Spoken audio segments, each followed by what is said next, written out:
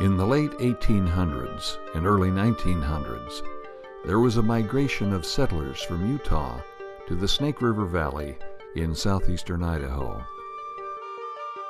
The Aaron Beach family moved to Iona. The Samuel Barrett family moved to Yukon. These families were just a few years removed from the original pioneers. Life at this time was tough and demanding. Making a living was a consuming task. William Barrett and Rachel Beach met in their youth, fell in love, and married. They ended up moving to the small community of Manan, Idaho, where they started to raise a family.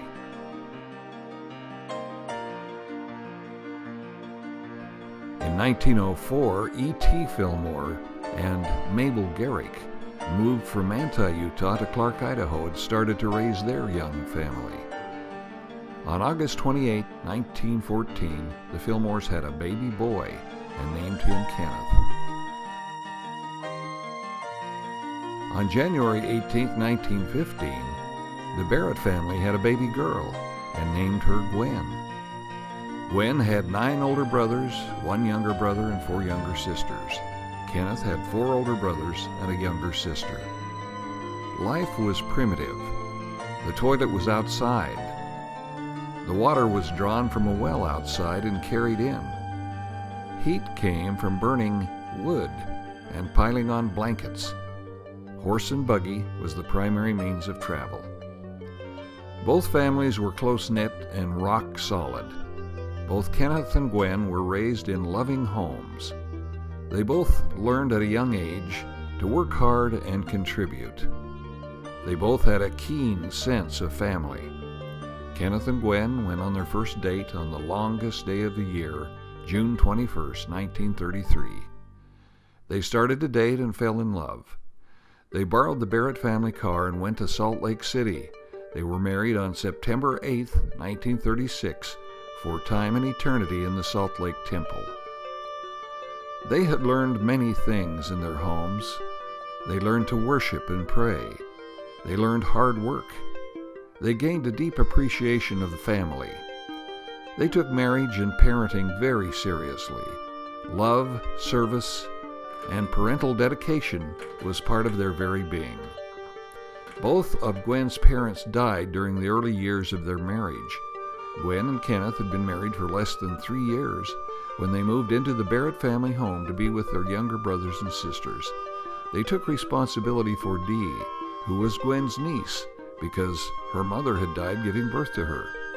They both came from large families and loved family life. Then, against the advice of her doctors, who told Gwen that childbirth could be fatal because of injuries she suffered as a young woman in an automobile accident, Gwen started having more children.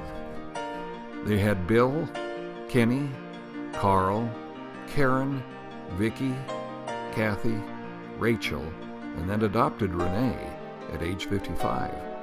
Along the way, many others found refuge in the Fillmore home.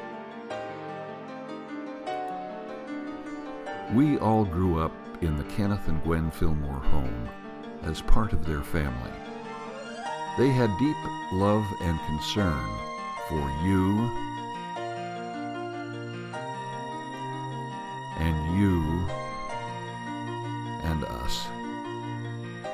Because of them, we had a wholesome family life, a peaceful environment, a knowledge that we were wanted, a safe haven, enjoyable family activities, support in wholesome pursuits.